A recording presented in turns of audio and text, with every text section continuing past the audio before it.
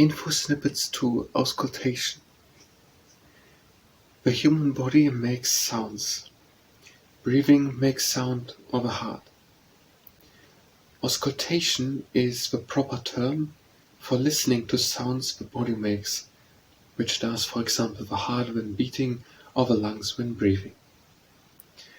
Oftentimes, stethoscopes help to hear the quiet sounds of the heart when beating better.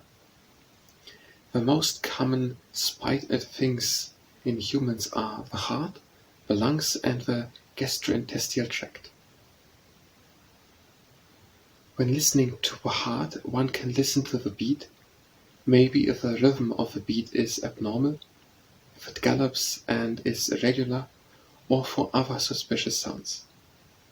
At the lungs, one can hear if something crackles, or if abnormal coarse whistling sounds happen, which are called wheezes.